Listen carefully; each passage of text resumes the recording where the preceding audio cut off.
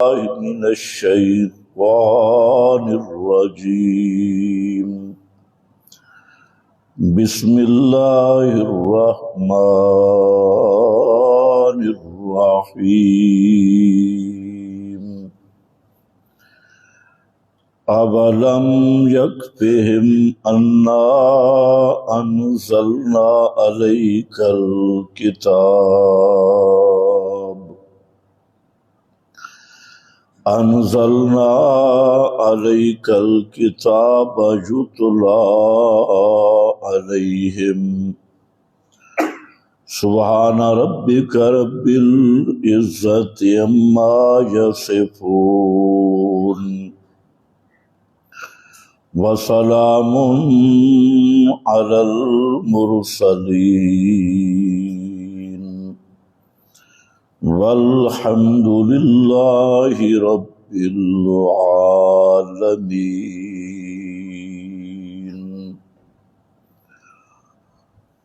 انتہائی قابل قدر بزرگوں اور بھائیوں،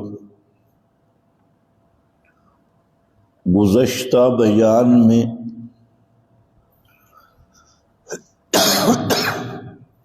آپ حضرات کی خدمت میں یہ عرض کیا تھا کہ گمراہی اور ضلالت کی بنیاد ہوتی ہے اتباع الہوا، خواہش کی پیروی، جذبات کی پیروی، اور ہدایت کی بنیاد ہے کتاب اللہ کی پیروی اور رسول اللہ صلی اللہ علیہ وسلم کی پیروی۔ اتباع رسول کا معیار بھی کتاب اللہ ہے۔ ہمارے پاس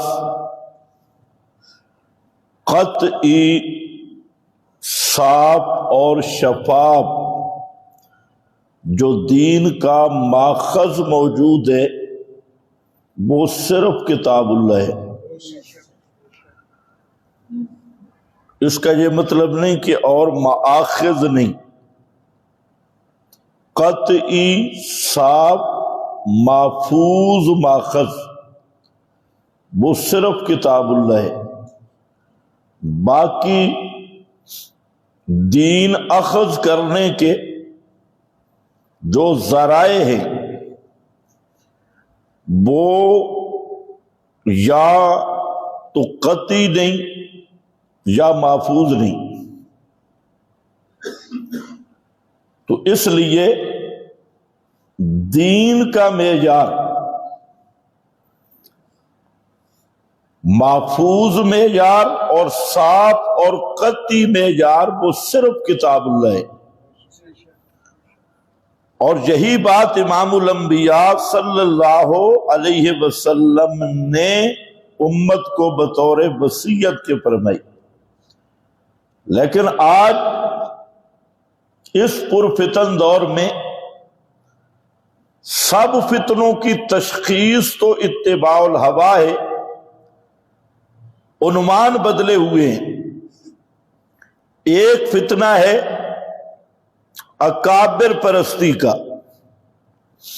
یہ بھی بڑا خطرناک فتنہ ہے کہ ہر فرقے نے اپنے اپنے بزرگوں کو یا الوہیت کے مقام پہ بٹھایا ہے یا کم از کم نبوت کے مقام پہ،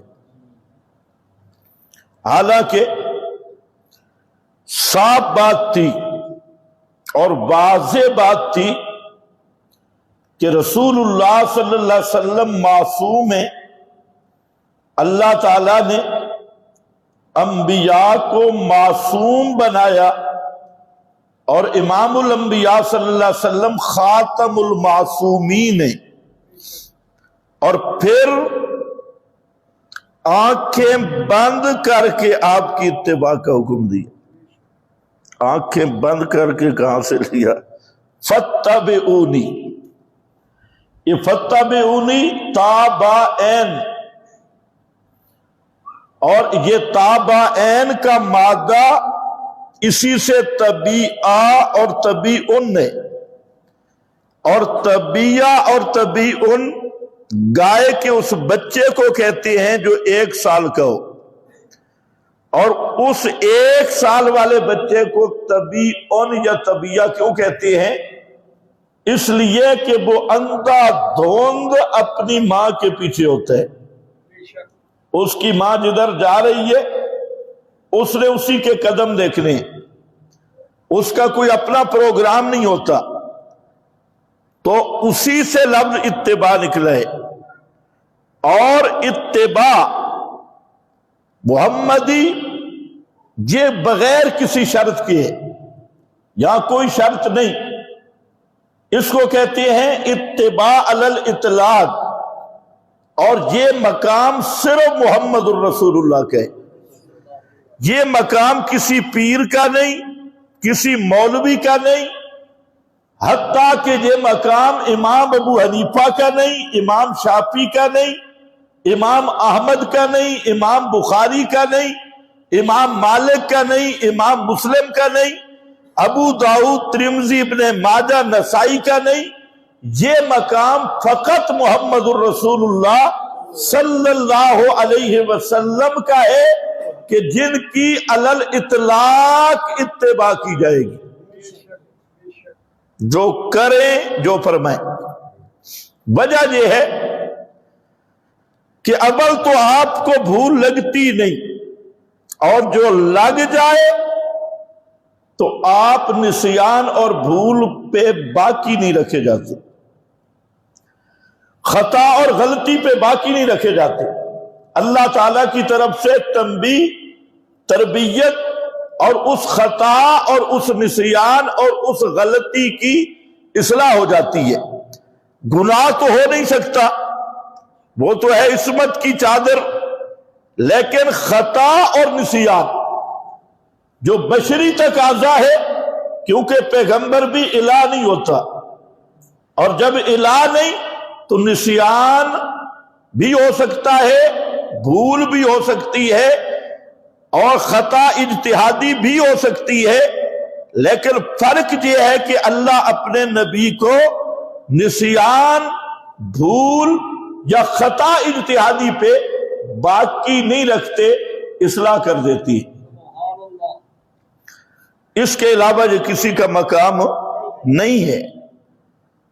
اب یہ مقام کسی مولوی کو دینا کہ جو لکھ گیا، جو کہہ گیا، جو کہہ رہا ہے، بس آنکھیں بند کر کے مانیں گے، تو یہ آنکھیں بند کر کے جہنم میں جائے گا۔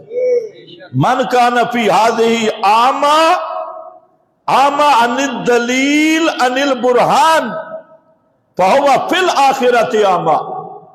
فرمایا جس نے دنیا میں اندھا بن کے زندگی گزاری، دلائل کی طرف توجہ نہیں کی، کتاب اللہ کو نہیں دیکھا، محمد الرسول اللہ کی اسوہ حسنہ کی تلاش اور تتبع نہیں کیا، بس اپنے اپنے پیروں اور مولویوں کے بارے میں ہم اکابر کے اندھے مقلد ہیں اور ان کے پیچھے جانے والے ہیں۔ فرمایا فہو فی الآخرۃ اعمی، وہ قیامت کے دن بھی اندھا بن کے اٹھے گا۔ اور کیوں ہوگا؟ جرم کیا ہوگا؟ اندھا کیوں اٹھے گا؟ جرم کیا ہوگا؟ خود قرآن نے بتایا نحشرہ یوم القیامت اعمی، قیامت کے دن اس آدمی کو میں اندھا کر کے اٹھاؤں گا، اور کہے گا رب لما حشرتنی اعمی، اللہ تو نے مجھے اندھا کر کے کیوں اٹھایا؟ وَقَدْ كُنْتُ بَصِيرًا، میں تو اچھا بھلا دیکھتا تھا، دیکھنے والا تھا۔ تو اللہ فرمائیں گے كَذَلِكَ أَتَتْكَ آيَاتُنَا فَنَسِيتَهَا، کہ تو وہ ظالم آدمی ہے کہ میری ایتیں تیرے گھر چل کے آئی تھی۔ أَتَتْكَ آيَاتُنَا، روایاتنا نہیں ہے، آیاتنا، کذالک اتتک آیاتنا فنسیتہا، قرآن تیرے گھر آیا فنسیتہا، تو نے قرآن کو پوچھے ہی نہیں، گویا کہ بھلا دیا، ترکتہا، ایسے چھوڑ دیا، اس کو سمجھے ہی نہیں، ساری دنیا کے علموں کے پیچھے رہا، آکسفورڈ یونیورسٹیوں تک پہنچ گیا، کالجوں تک پہنچ گیا، یونیورسٹیوں تک پہنچ گیا، انگلش میڈیم سکولوں تک پہنچ گیا، اور طاغوت یہود کی سیاست تک پہنچ گیا، اور وزیر اعلیٰ وزیر اعظم تک پہنچ گیا، صدر اور بڑا بدر بن گیا، لیکن ظالمہ یہ قرآن میں نے تیرے لیے بھیجا تھا، یہ ہدی للناس تھا، اور یہ کائنات کے لیے ہدایت کا وہ اصلی ماخذ تھا، فنسیتہا، اس قرآن کو تو نے چھوڑ دیا، سب کچھ کرتا رہا، اس کو کذالک الیوم تنسیٰ، آج میری رحمت بھی تجھے چھوڑ دے گی، اور یہ وجہ ہے تجھے اندھا کر کے اٹھایا۔ آج تو کہتے ہیں نا ہم اندھے ہیں، اور یہاں فتنے کی بنیاد اکابر پرستی کا فتنہ، پیر پرستی کا فتنہ۔ پرستی صرف یہ نہیں ہوتی کہ ان کو سجدہ کرو، پرستی صرف یہ نہیں کہ انہیں الہ کہو، وہ حدیث نہیں یاد عدی بن حاتم کی، اتخذوا احبارهم ورهبانهم اربابا من دون اللہ والمسیح ابن مریم، آیت آئی تو اللہ کے محبوب سے پوچھا عدی نے کہ اللہ کے محبوب، قرآن نے ہم پہ ایک الزام لگایا کہ قرآن کہتا ہے کہ یہودی نصرانیوں نے اپنے مولویوں اور پیروں کو رب بنا لیا، تو کہتے ہیں ہم تو اپنے مولویوں کو رب نہیں کہتے تھے نہ پیروں کو۔ فرمایا بتاؤ، اللہ کی کتاب ایک چیز کو حلال کہتی، مولوی پیر حرام کہتا، کس کی بات مانتے تھے؟ اس کہ جی مانتے تو بزرگاں دیا سے، مانتے تو اپنے اکابر کی تھے، مشائخ اور بزرگوں کی۔ فرمایا یہی ہے ان کو رب بنانا، یہی ان کو رب، اللہ کی کتاب کے مقابل مولوی کی حیثیت، اللہ کی کتاب کے مقابل پیر کی حیثیت۔ اور آج دیکھ لو کہ ایک طرف قرآن ہوگا، مقابل حوالے، فلانے نے لکھا، فلانے نے لکھا، فلانے نے لکھا، فلانی کتاب۔ یاد رکھو، مسئلہ ذہن میں رکھ لو، قرآن کے مقابل کسی کتاب کا حوالہ پیش کرنے والا اصل زندیق اور مرتد یہ آدمی ہوتا ہے، اسے قرآن کی شان ہی نہیں پتا۔ قرآن کے ہوتے ہوئے ایک مقابلہ کیا جا رہا ہے، بالغو فی ہے، اور میں نہیں فتویٰ لگا رہا، یہ قرآن کا فتویٰ ہے۔ قال الذین کفروا، کرو مانا، قال الذین کفروا لا تسمعوا لهذا القرآن، کفروا یہ میرا فتویٰ ہے۔ قال الذین کفروا، اللہ فتویٰ پہلے لگائے، فتویٰ پہلے لگایا، مسئلہ بعد میں بیان کیا۔ قال الذین کفروا، کافر یہ کہتے ہیں، لا تسمعوا لهذا القرآن، اس قرآن کو نہ سنو، اور کیا کہو، والغوا فیہ۔ والغوا فیہ کا کیا معنی؟ شاہ عبد القادر محدث دہلوی نے معنی کیا، جب قرآن بیان ہونا مقابلے میں بک بک کرو، بک بک کرو، والغوا فیہ۔ ادھر قرآن کی آیت آئے، تم شور مچا دو، ہمارے بزرگ نے لکھا، ہمارے اعلی حضرت نے لکھا، ہمارے فلانے نے لکھا، ہمارے حجت الاسلام نے لکھا، شیخ الحدیث نے لکھا۔ ایک طرف قرآن اور مقابل بزرگ، مشائخ، اکابر، اسی کا نام ہے بک بک۔ اس کا نام کیا ہے؟ بک بک۔ قرآن کے مقابل بزرگ پیش کرے، بک بک، قرآن کے مقابل مشائخ پیش کرے، بک بک۔ تو یہ حضرت شاہ عبد القادر کا ترجمہ ہے۔ فرمایا والغوا فیہ، قرآن جب بیان ہونا کافر کہتے ہیں کہ مقابلے میں بک بک کرو۔ والغوا فیہ، ہر وہ کتاب جو کتاب اللہ کے مقابل آ رہی ہے وہ بک بک ہے۔ یہاں تک بے شک اگلا قدم ذرا سوچ کے، ایک طبقہ وہ اکابر پرستی میں گمراہ ہوا، اور یہ اکابر پرستی کا یہ شرک، یہ یہود و نصارہ کا شرک تھا، اور یہود نصارہ میں جے غلوب تھا، اپنے اپنے مولوی، اپنے اپنے پیر، ان کو ایسی تھارٹی دے دی، وہ چاہے دین بدل دے، چاہے وہ شریعت سازی کرے، چاہے وہ بدعات گھڑے، جو بھی کرے، چپ بھائی، ہمارے اکابر کا طریقہ، ہمارے مشائخ کا طریقہ۔ اور اس سے بڑا خطرناک فتنہ، توجہ میری طرف رہے، اس سے بھی بڑا خطرناک فتنہ آج کے زمانے کا، وہ ہے اسنادہ صحیح سندہ جید، اسنادہ صحیح، انٹرنیشنل نمبری کے مطابق حدیث کا نمبر فلاں، اور ساتھ علی شرط شیخین، اسنادہ صحیح سندہ جید۔ اب یہ مسئلہ یہ اہم ہے، ذرا ذہن میں رکھنا کہ یہ فتنہ اٹھا، اور اسی فتنے نے جیلوی جیسے چوہوں کو جنم دیا، اسی فتنے نے غیر مقلدوں جیسے جاہلیت کو جنم دیا، اور اسی فتنے نے بہت سارے چبلوں کو جنم دیا، اور وہ فتنہ ہوتے ہی وہ ہے جو آسانی سے سمجھ نہ آئے، آسانی سے سمجھ آ جائے وہ فتنہ کیسا، کوئی سمجھ آئیے؟ اب آپ بھی پریشان بیٹھے بھئی اسنادہ صحیح اور کیسے فتنہ ہے، اسنادہ جید کیسے فتنہ ہے؟ میں کہتا ہوں خدا کی قسم اس دور کا سب سے بڑا فتنہ وہ یہی ہے، سند پرستی، روایت پرستی، اور یہ کہنا اردو میں کتابیں لکھ کے، اور پھر مزے کی بات اسناد جید بھی آ رہے البانی اور زبیر علی زئی سے،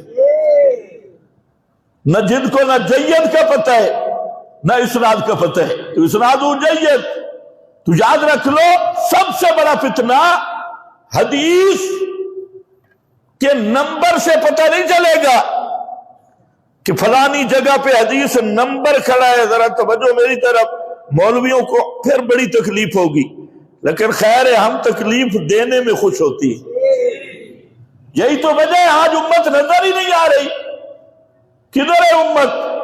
یہ امت روایات میں کھو گئی، حقیقت خرافات میں کھو گئی، آج مسلمان ڈھونڈنے سے نہیں ملتا، اگر مسلمان ہوتے غزہ کا یہ حال ہوتا، اور یہ سارے مسلمان چپ کر کے بیٹھے رہتے، دنیا کا کفر دن دن آ رہا ہے، اور مسلمان کیا ہے؟ وضع میں تم ہو نصارہ تو تمدن میں ہنو، یہ مسلمان ہے جنہیں دیکھ کے شرمائے یہود بھی شرمائے، یہودیوں کو ایک دوسرے کا احساس ہے، مسلمان کو کوئی نہیں، اور جو تمہارے کارٹون حکمران ہیں، دنیا کے سپیشلسٹ بے غیرتوں کا مقابلہ ہو، تمہارے حکمرانوں کا پہلا نمبر ہوگا، ساری دنیا کے دیوس جمع کرو اور بے غیرت جمع کرو، اور پھر شہباز شریف کو مقابلے میں لے جاؤ، اور تمہارے صرف مثال دی ہے میں نے، یہ جتنے حکمران طبقہ اس کو لے جاؤ، انشاءاللہ بے غیرتی دلے پن میں یہ اول نمبر آئے گا، اور پاکستان کا یہ تمغہ ملے گا اول نمبر کے جو بے غیرت ہے۔ اس سے بڑی بے غیرتی کیا ہو سکتی ہے؟ ایٹم ہمارے پاس ہے، 6 لاکھ کی فوج بھی ہمارے پاس ہے، اور اسلام کے نام پہ ہم نے ملک حاصل کیا، اور آج مسلمانوں کے ساتھ جو کچھ ہو رہا ہے غزہ میں، فلسطین میں، اور جنگ بھی کس کی ہے؟ قبلہ کی، بیت المقدس گرانے کی، اس میں آپ نے اپنے حکمرانوں کا کوئی کردار دیکھا؟ اس سے تو یورپ بہتر رہ گیا، یورپ کے حکمران چیخنے لگ گئے، لیکن تمہارے بے غیرت یہ اپنی سڑکیں بند کر کے، روڈ بند کر کے، فلانا مہمان آ رہا ہے، فلانا مہمان آ رہا ہے، انہوں نے پوری ملک کو بھیڑ بکریاں سمجھا ہوا ہے، کوئی باہر سے آئے پورا اسلام آباد بند کر دو، کوئی جلسہ آئے ساری سروس بند کر دو، انہیں کوئی پرواہ نہیں کہ باہر جھگڑے تمہارے ہیں، رولے تمہارے ہیں، اگر تمہارے پاس مہمان بٹھانے کی جگہ نہیں، قوم کو کیوں مصیبت میں ڈالتے ہو؟ کسی اور ملک میں جاؤ، کھاؤ پیو اور پھر واپس آ جاؤ۔ پورا ہفتہ اسلام آباد بند ہے، کیوں؟ مہمان آ رہے۔ میرے پاس ادھر آیا، کہتے مدرسے کی چھٹیاں کر دو۔ کیوں بھائی؟ مہمان آ رہے۔ کیا بات ہے، مہمان آئے مدرسے کی چھٹیاں، مہمان آ رہے ہیں، اچھا آ کے کیڑا پہاڑ پڑ سن، خیر آؤ۔ یہ جو فتنہ ہے یہ اب یہود کی طرف سے اور خالص ان ایجنسیوں کی رہنمائی میں نکلا، اسنادہ صحیح اسنادہ جید، بس اسی پہ کھڑا ہے۔ یاد رکھو یہ جہالت ہے اور اصول حدیث سے ناواقفی ہے۔ یہ کسی روایت کی سند صحیح ہو تو وہ روایت صحیح بن جاتی ہے۔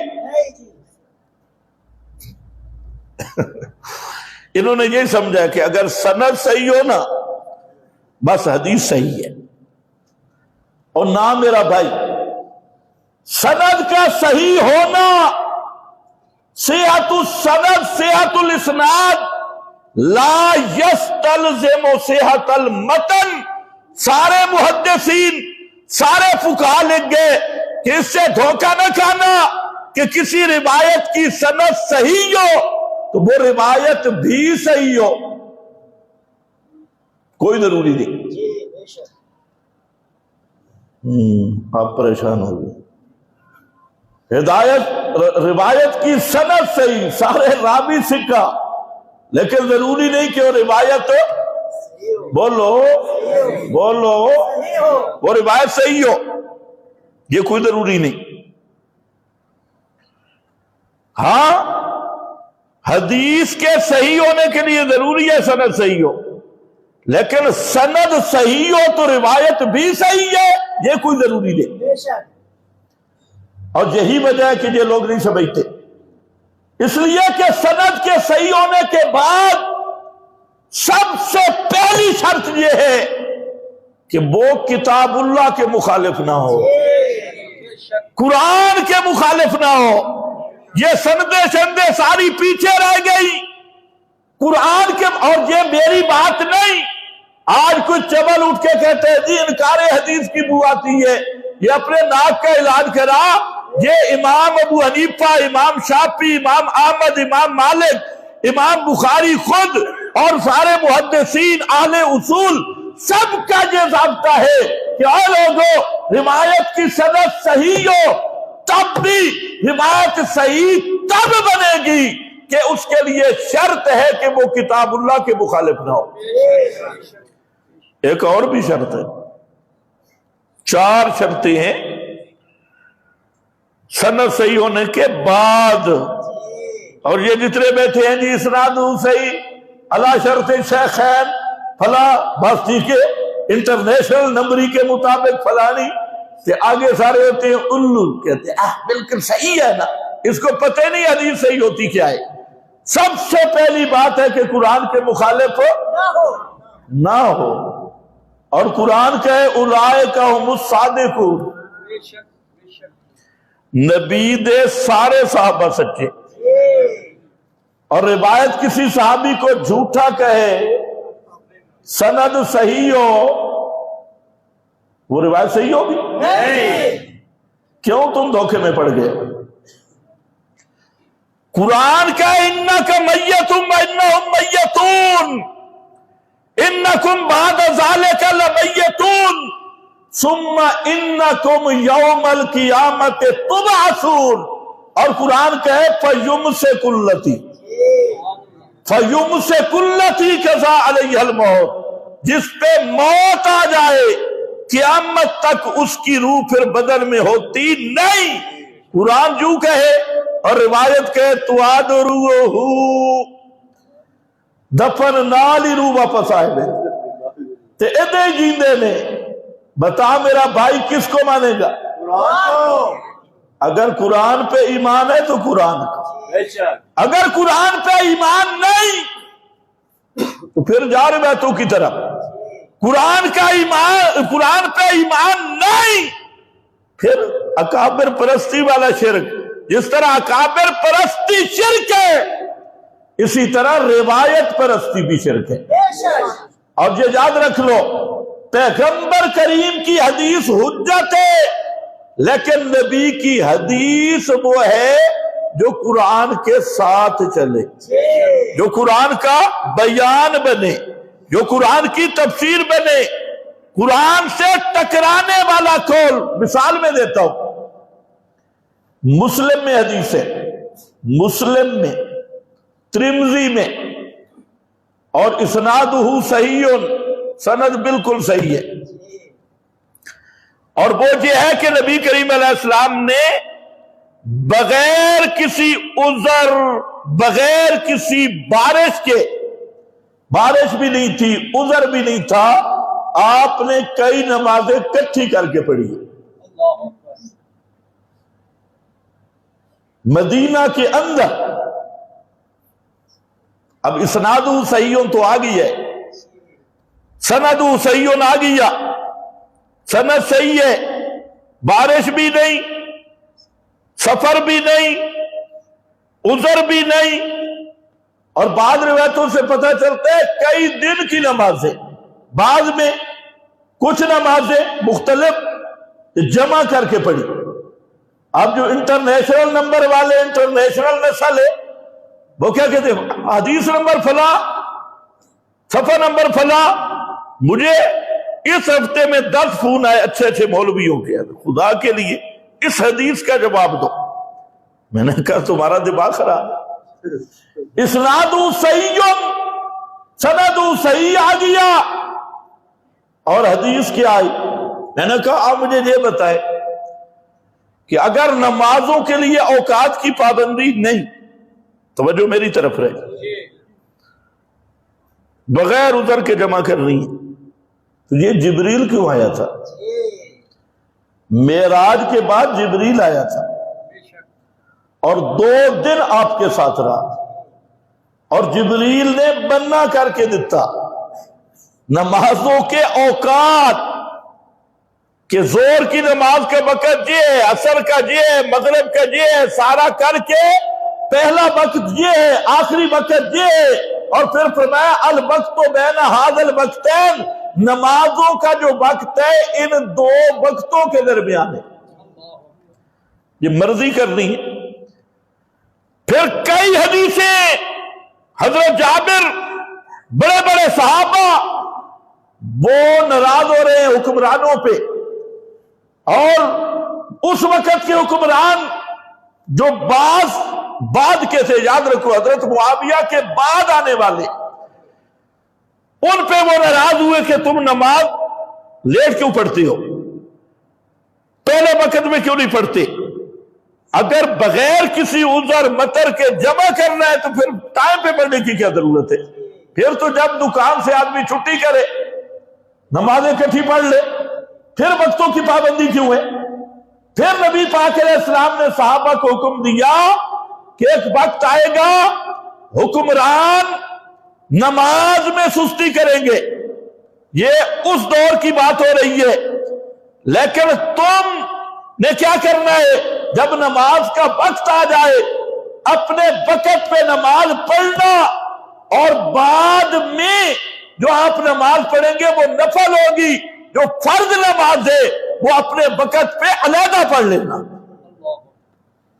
یہ کیوں آپ نے فرمایا بھائی؟ مرضی ہے، نہ بارش ہے، نہ مرض ہے، نہ کچھ، تھے بغیر آپ ادھر جمع کر رہے ہیں، ادھر ان کو کہتے ہیں اپنے وقت پہ الگ پڑھنا.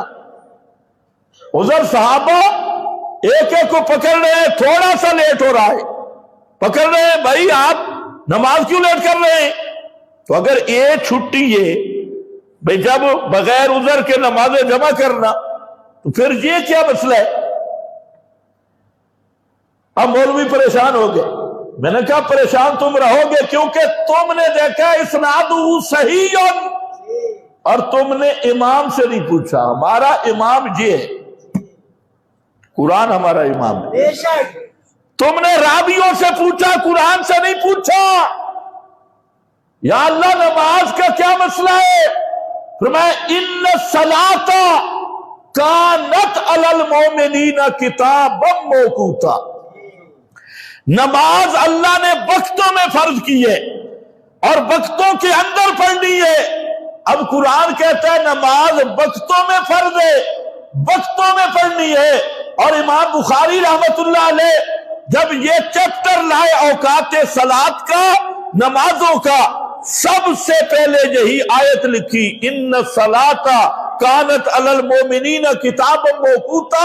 اب میں نے کہا جو مومن ہے وہ تو مطمئن ہو گیا کہ پیغمبر قرآن کے خلاف کبھی کر سکتے ہی نہیں۔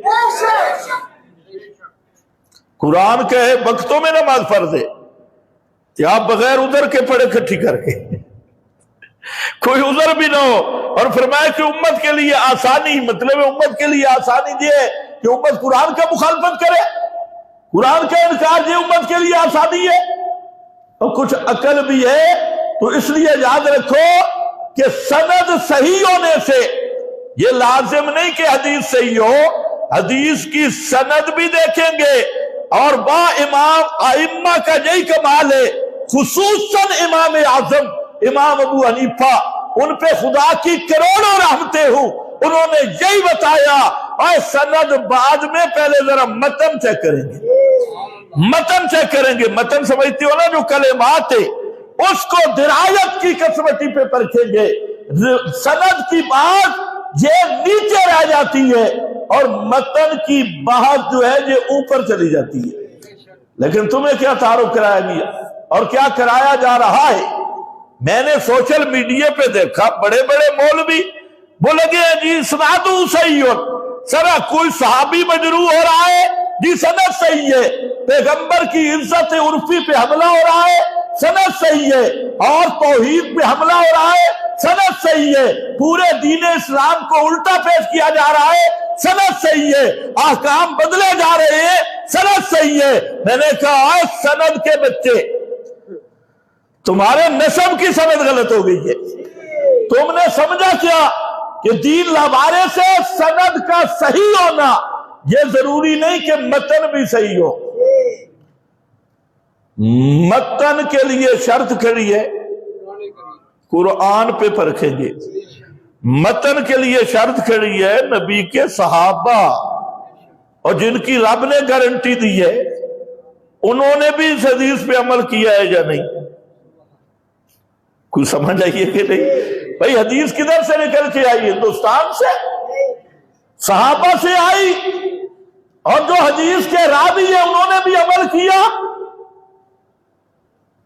سمجھ گئے میری بات؟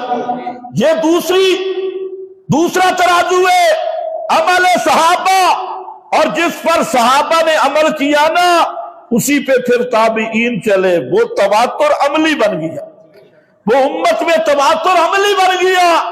اس تواتر عملی پہ پیش کریں گے۔ اور تیسری چیز، اس روایت کو مشاہداتی اصولوں پہ پرکھیں گے، مشاہداتی اصول ان کے سامنے لائیں گے، اور درایت کے 4 اصول، خیر یہ کسی علمی مجلس میں بیان کر دوں گا، جہاں پر اتنی بات عرض کر رہا ہوں جو ہر ایک آدمی سمجھ سکتا ہے کہ روایت کی اسناد صحیح کا فتنہ اتنا پھیل چکا ہے، فلانی کی سند صحیح، فلانے کی سند صحیح، لہذا صحیح الاسناد۔ میں نے کہا صحیح الاسناد علی الراس والعین، لیکن صحیح الاسناد سے روایت کا صحیح ہونا ثابت نہیں ہوتا جب تک اس کو قرآن کی کسوٹی پہ نہیں لے آئے۔ اب قرآن کہتا ہے ان الصلاۃ کانت علی المؤمنین، بولو کتابا موقوتا، کتابا موقوتا۔ اور وہ حدیثیں بھی ساتھ میں آپ کو صرف سمجھا رہا ہوں، جہاں چونکہ بعض شاذ تو ہوتے نہیں ہیں رسمی تقریریں، ایک اصول سمجھ جاؤ۔ جہاں میں آپ کو سمجھا رہا ہوں، آپ کی کچھ نمازیں قضا ہو گئی، کہاں پر؟ غزوہ خندق میں کچھ نمازیں قضا ہوئی، اور آپ صلی اللہ علیہ وسلم اتنے پریشان ہوئے، فرماتے ہیں مالا اللہ بُیُوتَہُمْ وَقُبُورَهُمْ نَارًا، اللہ ان مشرکوں کے گھروں اور قبروں کو آگ سے بھر دے۔ انہوں نے ہمیں شغلونا، انہوں نے ہمیں مصروف کر دیا، ہماری نمازیں وقت پہ رہ گئی۔ وہ میدان جنگ کا عذر تھا کہ اگر ویسے ہی سہولت ہے جب مرضی چاہے پڑھ لو، تو کیوں آپ بد دعائیں کر رہے تھے ان کے حق میں، اور کیوں آپ پریشان ہو گئے تھے؟ پھر وہ صبح کی نماز رہی تھی لیلۃ التحریش میں، تو آپ گھبرا کے اٹھے اور فرمایا نکلو اس وادی سے، ھذا وادی الشیطان، یہ شیطان کی وادی ہے، اور سب سے پہلے آپ نے وہ صبح والی نماز پڑھی بغیر عذر کے جمع کی۔ کچھ عقل بھی ہے، پوری شریعت کے ساتھ مذاق، اسناد صحیح پر حدیثیں بھی گئی اور آیت بھی گئی، قرآن بھی گیا، اور یہ کھڑا اسناد صحیح۔ اسی لیے امام ترمذی رحمت اللہ علیہ جو بڑے محدث ہیں اس حدیث پہ لکھ گئے، آخر میں فرماتے ہیں کہ یہ وہ حدیث ہے، روایت تو آ گئی، لیکن امت کے طبقات میں کسی ایک کا بھی اس پہ عمل نہیں ہے۔ کیوں نہیں ہے؟ انہوں نے سمجھا کہ یہ حدیث میں احرام دی گئی، اسی عمل کر لو۔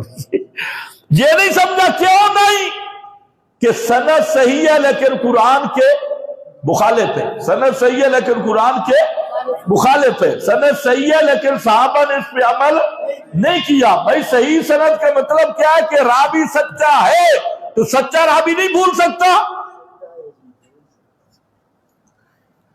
حضرت عائشہ کو بتایا گیا، میں صرف آپ کو یاد دلا رہا ہوں کہ عبداللہ ابن عمر کہہ رہا تھا مردے کے گھر والے روئیں تو مردے کو عذاب ہوتا ہے، اور دوسرا عبداللہ ابن عمر کہہ رہا تھا کہ بدر والے مردوں نے آپ کی بات سنی تھی، اور بدر والے مردوں کی بات ہو رہی ہے۔ بدر والے مردے سنے تب بھی لڑ بے ایمان ہے، کیونکہ وہ خارق عادت واقعہ معجزہ تن ہے، اس لیے کہا کہ انہوں نے ان سے آپ نے کلام کیا، اور ان مردوں نے اس وقت نبی پاک کی بات سن لی۔ اچھا، یہ روایت پہنچی، لیکن ام المومنین کیا کہتی ہیں؟ حسبکم القرآن، حسبکم القرآن، قرآن تمہیں کافی ہے۔ قرآن کہتے ہیں لا تزر وازرۃ وزر اخری، کرے کوئی اور بھرے کوئی،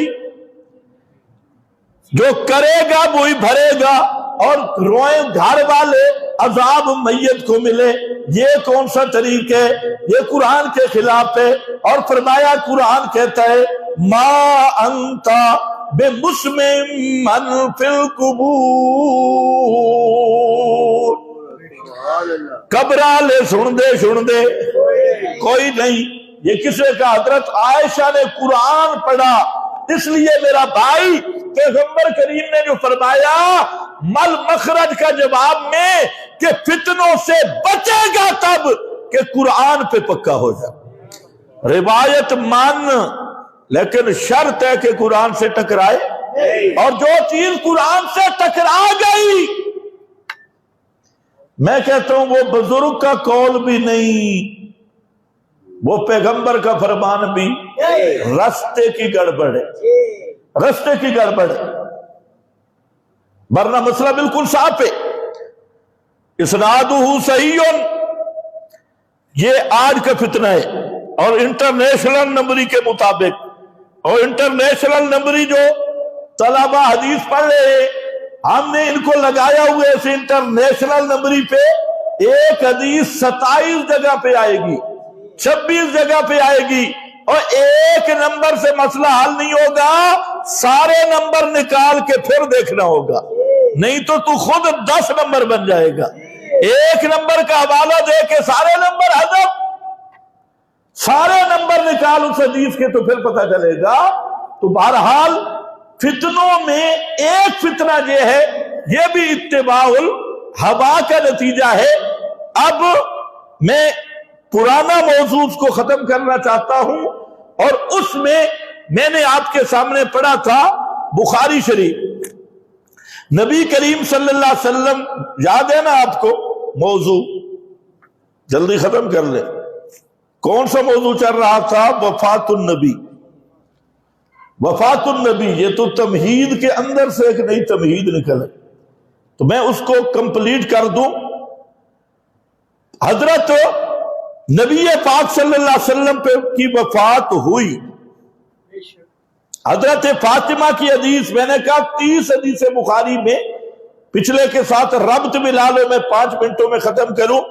فرمایا حضرت انس رضی اللہ تعالی عنہ فرماتی ہیں لما ثقل النبی صلی اللہ علیہ وسلم جعل یتغشاہ فقالت فاطمہ، تو اب ذرا سمجھنا ہے، ایک جملے میں مسئلہ حل ہو جائے گا کہ پیغمبر کریم کی جب بیماری بڑھ گئی اور آپ صلی اللہ علیہ وسلم کو غشی آنے لگی، تو حضرت فاطمہ رضی اللہ تعالی عنہا سلام اللہ علیہا وہ کہنے لگی باکر با ابا،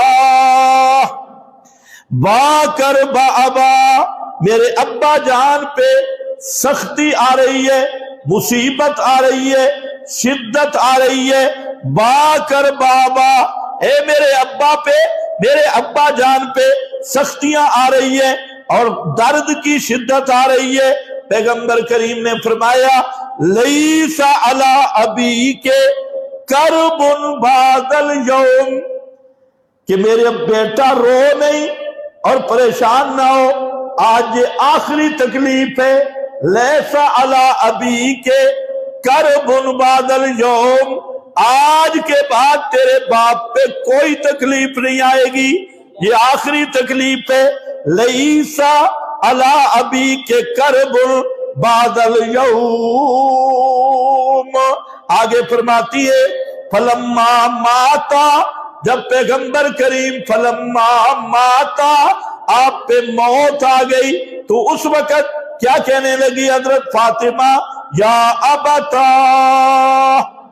یا ابتا، اے میرے ابا جان، یا ابتا اجاب ربا دعاہو، اپنے رب کی دعوت کو قبول کر لیا اور اپنے رب کے بلاوے پر لبیک کہا۔ یا ابتا من جنت الفردوس مأوا، یا ابتا من جنت الفردوس مأوا، اے میرے ابا جان، ہمیں چھوڑ کر آپ نے جنت الفردوس کو پکا ڈیرا بنا لیا، مأوا پورا ڈیرا لگا لیا، مستقر بنا لیا۔ بتا میرا بھائی، لوگ کہتے ہیں جی آپ پہ تو موت آئی نہیں، آپ وفات آئی نہیں، کہ حضرت فاطمہ کیا کہہ رہی ہے؟ جب پیغمبر پہ موت آ گئی تو اب حضرت فاطمہ کا عقیدہ کیا ہے؟ یہ بخاری شریف 4462 نمبر حدیث فرماتی ہیں کہ میرے ابا پہ موت آ گئی، اب موت کے بعد ابا کا وجود تو مدینہ منورہ میں ہے، کہ آپ جنت میں کون پہنچا ہے؟ بولو بولو، میں ختم کروں، جنت میں کون پہنچا ہے؟ مولوی پھر بھی ڈنڈی مارتا، اللہ یہ حضرت فاطمہ نے مسئلہ حل کر دیا، یہ جنت کون سی ہے؟ مولوی نو جنت ہی نہیں پی لگتی۔ کوئی لنگڑا سا مشرک مر جائے تو کہتے اللہ جنت الفردوس عطا فرمائے، درب بے ایمانہ۔ اور پیغمبر کی جب بات ہو جنت الفردوس کی تو اسے تکلیف ہو جاتی ہے۔ اپنا کوئی کوڑی ملہ ہی مر جائے، اللہ اس کو جنت الفردوس عطا کرے، تو جنت الفردوس پتہ ہی کتنے زمین ہے؟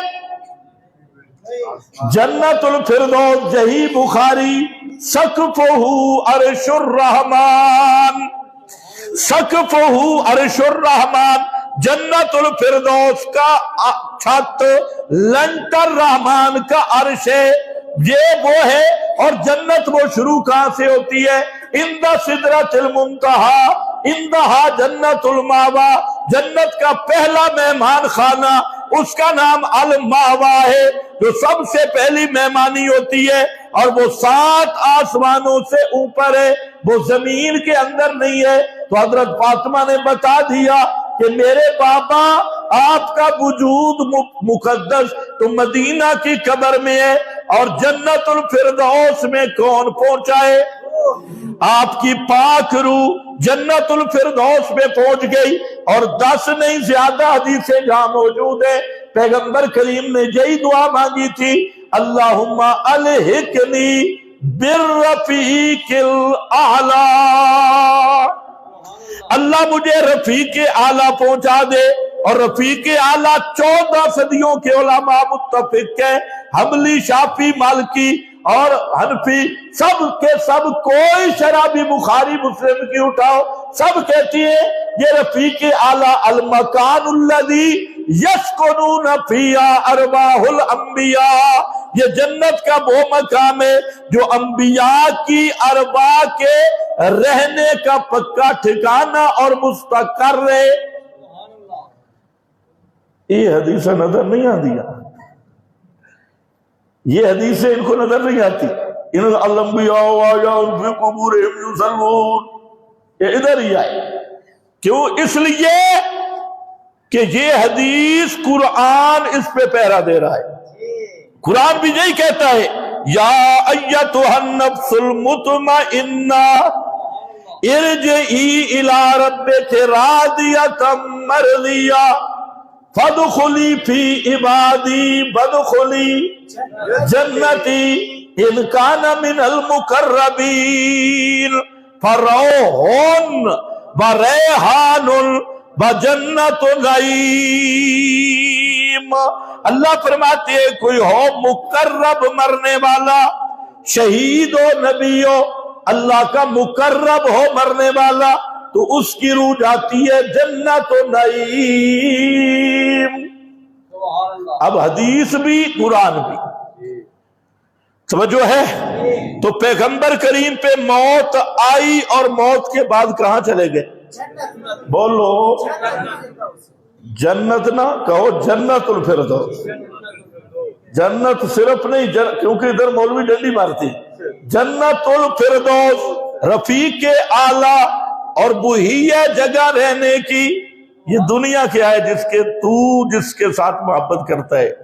اور دیکھ کل یحییٰ سمار ہیں، یحییٰ سمار حماس کے بڑے کمانڈر اور سربراہ، جو اس وقت کے مجاہد اعظم، اور تیرے سارے حکمران جمع ہوں اور مولوی جمع ہوں، خدا کی قسم اس مجاہد کے طلبوں کا مقابلہ بھی نہیں کر سکتے۔ یحییٰ سمار شہید ہو گئے، لیکن اسرائیل نے خود حیران ہو گئے، پہچانا کیسے کہ جب ان کے ساتھی شہید ہوئے تو یحییٰ سمار وہ میدان میں اگلی صفوں میں خود لڑ رہا ہے، سربراہ ہے حماس کا۔ اس کے بعد یہ جو ہنیہ کے بعد، اسماعیل ہنیہ کے بعد وہ سربراہ بنا، اور میدان میں شیر کھڑا ہے بوڑھا، جوان بھی نہیں اور وجود بھی پتلا سا ہے، اس کے بازو کٹ گئے لیکن پھر بھی آدمی ڈٹا رہا۔ اور اسرائیلی یہودی اتنے پریشان ہو گئے، آخری 15 منٹ کی اس کی ویڈیو بھی آ گئی، اس کی لڑائی کی، انہوں نے میزائل مارے، ٹینکوں کے گولے چلائے اور ڈرون مارے، لیکن یحییٰ سمار پھر بھی تنہا 15 منٹ تک گولیوں کے اندر لڑتا رہا۔ یہ وہ منظر ہے، یہ وہ یاد ہے نبی کے صحابہ کی یاد ہے۔ صحابہ اس طرح مومن تھے، جو اللہ نے مطالبہ کیا نا، آمنوا کما آمن الناس۔ اور یہ جتنے حکمران، انہیں غیرت نہیں آئی، 12 مہینے نہیں 13واں مہینہ شروع ہو گیا، اور غزہ میں دنیا کی وہ بربریت پھیلائی گئی۔ دنیا کا کوئی ایسا ظلم نہیں، بلکہ ظلم کا لفظ بھی حق ادا نہیں کرتا۔ لاکھوں ٹن بارود کارپٹ کر دیا گیا، اتنا بڑا غزہ، 41-45 کلومیٹر، لیکن پانی بند، روٹی بند، دوائیں بند، ہر طرف سے محاصرہ کر کے آگ برسائی گئی۔ لیکن ان شیروں کو وہ کہاں سے قوت ملی کہ بازو کٹ گئے تب بھی میدان میں ڈٹے۔ سربراہ یوں ہوتی ہے، اور بڑے لوگ جو ہوتی. اور یہی بات تھی، میں دیکھ رہا تھا جنگ موتا بخاری میں کہ نبی کریم علیہ السلام نے 3 یک کے بعد دیگر کمانڈر مقرر کیے. بالکل یہی منظر ہے، شان ان کی زیادہ ہے اور اتباع ان کی کو سلام ہے. صحابہ کی اتباع انہوں نے کی ہے. تو 3 کمانڈر، یہ بھی عیسائیوں کے ساتھ جنگ تھی. 3 کمانڈر یک کے بعد دیگرے، ان میں حضرت جعفر تیار، اور یہ نبی پاک صلی اللہ علیہ وسلم کے قریبی رشتہ دار حضرت جعفر، ان کو بھی بھیجا، اور عبداللہ ابن رواح ان کو بھی بھیجا. 3 کمانڈر مقرر کیے. عبداللہ ابن رواح بھی، اور حضرت علی کا بھائی ہے، حضرت علی کا بھائی ہے. اب فرمایا، اور پیغمبر اور حضرت زید اسامہ بن زید، یہ زید اسامہ بن زید، یہ زید میں بیٹھے ہوئے تھے، حتیٰ کہ اللہ نے درمیان کے پردے اٹھا دیے اور جنگ موتا کا منظر سامنے آ گیا کہ کس طرح مجاہدین لڑ رہے ہیں، لاکھوں کی فوج کے ساتھ یہ لڑ رہے ہیں، اور پیغمبر کریم مدینہ منورہ میں بیٹھے ہیں. درمیان سے پردے اٹھ گئے. بتا، اور اپنے عقیدے کا اظہار کرو، اللہ بتانے پہ چاہے تو لاکھوں میلوں کے پردے بھی اٹھا دیتا ہے. یہ ہوتا ہے نبی کے لیے غیب، اخبار غیب. اس کو اخبار غیب کہتی ہے. یہ ہے نبی کا معجزاتی علم. معجزاتی علم یہ ہے کہ جب چاہے تو سینکڑوں میلوں سے پردہ ہٹا دے، اور نہ چاہے تو پاؤں کے نیچے کا بھی پتہ نہ چلے. جیسے حضرت یعقوب ہے، کنان کے کنویں کا پتہ کوئی نہیں، 7 چند میلوں پہ یوسف ہے، اپنے گھر میں مشورے ہو رہے ہیں بھائیوں کے، بیٹوں کے، ان کے مشوروں کا علم نہیں. 40 سال تک پتہ نہیں چلا، اور اللہ نے چاہا کرتا مصر سے چلا. اور حضرت یعقوب کہتے ہیں انی لاجد ریح یوسف. یہی بات ہم کہتی ہیں، رب بتائے تجھے بجلی کی مانے دے. جب بجلی کڑکے تو دور تک بھی نظر آ جاتا ہے، اور جب بجلی ختم ہو جائے اندھیرا ہوتا ہے.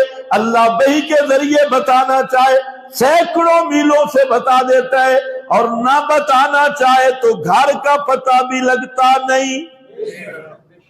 ہر وقت ہر چیز جاننے والا کون ہے؟ کتنا آسان مسئلہ ہے. فرمایا درمیان سے پردے اٹھا دیے.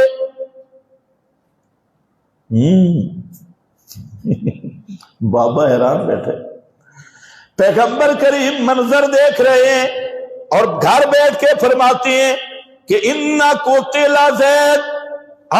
فرماتی ہیں کہ زید شہید ہو گئے.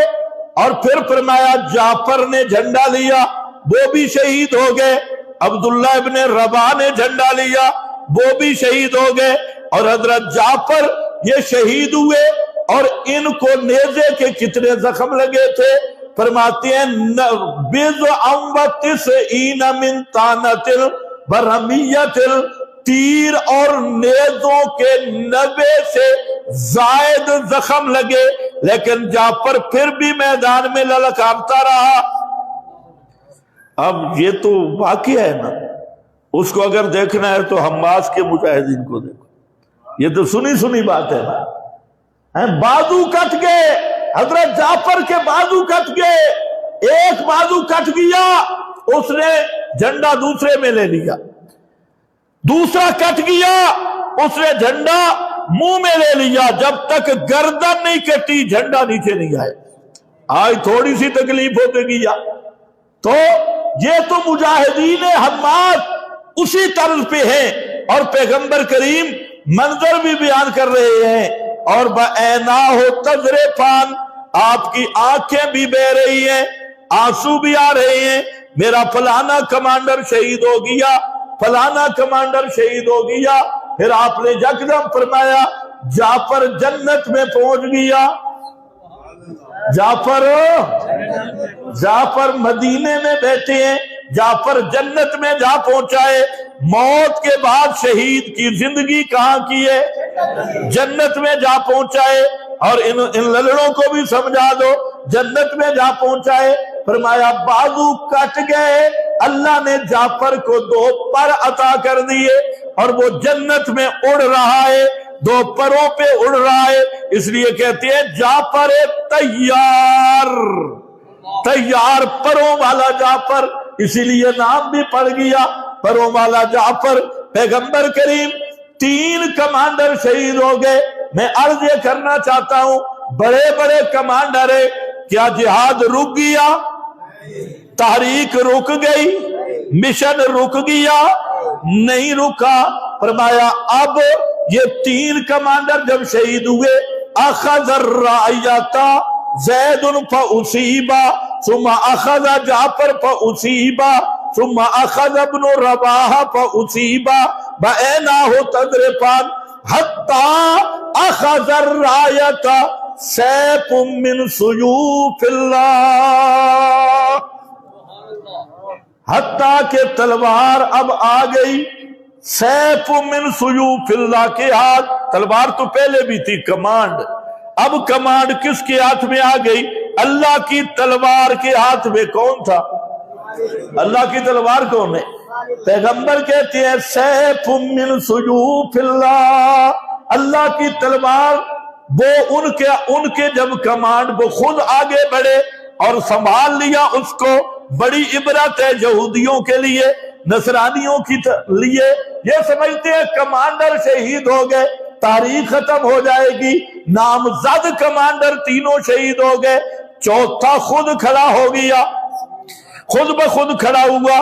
پھر جب خالد میدان میں آیا، 9 تلواریں ٹوٹ گئی، بخاری 9 تلواریں ٹوٹ گئی، 9 کی 9 تلواریں، اور کفار اور مشرکین کو مولی اور گاجر کی طرح کاٹا، لاکھوں کی فوج بھاگ گئی اور مجاہدین جیت گئے۔ دعا کرو اسی طرح اللہ حماس کو فتح عطا کرے۔ یہودیوں کا مکالہ ہو، اس لیے یہودی اور یہودی نواز حکمران یہ بھی یاد رکھ لو کہ یہودی اتنے مجرم نہیں جتنے تم بے غیرت اور مجرم ہو۔ تمہارے اندر حیا اور ایمان کی رتی نہیں کہ 12-13 مہینے تک تم انتظار کرتے رہے۔ لعنت ہے تمہاری سیاست پر، اور لعنت ہے تمہارے وزارت پر، اور لعنت ہے تمہارے عہدوں پر۔ وہ کس کام کے عہدے ہیں جو مظلوم مسلمانوں کا ساتھ نہ دے؟ تم اب بھی یہودیوں کو سجدہ کر رہے ہو، اب بھی تم نصرانیوں کو سجدہ کر رہے ہو، اور تم بھی نظر ثانی کرو۔ یہ ساری برکتیں کس کی ہیں؟ جمہوریت کی۔ کس کی برکتیں ہیں؟ یہ جمہوری نظام چل رہا ہے اوپر سے نیچے تک۔ اور وہ امریکہ جس نے یہودی کتا مسلمانوں کے خلاف چھوڑا ہوا، مسلمان اتنے سادہ ہیں اب تک اس کو نہیں سمجھے، سال تک وہ دھوکہ دیتا رہا۔ ہم نے پہلے دن کہا یہ غدار دھوکہ دے رہا ہے، میں جنگ بندی کراتا ہوں، فلاں کراتا ہوں، فلاں، سارے مسلمانوں کو روک کے رکھا۔ آج جنگ بندی، کل جنگ بندی، فلاں جنگ بندی۔ اب آ گیا جب آخر وقت آیا، اب ساری اس کی فوجیں بھی، اس کا تھاٹ بھی، اس کا حفاظتی نظام بھی وہ پہنچ گیا اسرائیل میں۔ وہ کہاں گئی جنگ بندی، لیکن یہ مسلمان ہے کہ اب بھی امریکہ کو سجدہ کر رہا ہے اتنی غداریوں کے بعد۔ حالانکہ دنیا کا سب سے ظالم اور دہشت گرد یہ امریکہ اور اقوام متحدہ، سب سے بڑی خونخوار اور ظالم یہ لوگ ہیں جو دجال کے پیروکار ہیں۔ لیکن دعا کرو کہ اللہ ہمارے اسلامی ملکوں میں جو ہمیں غدار ملے ہیں، اللہ ان پہ خصوصی لعنت فرمائے اور ان سے ہمارے اسلامی ملکوں کو پاک کر دے۔ وآخر دعوانا الحمدللہ۔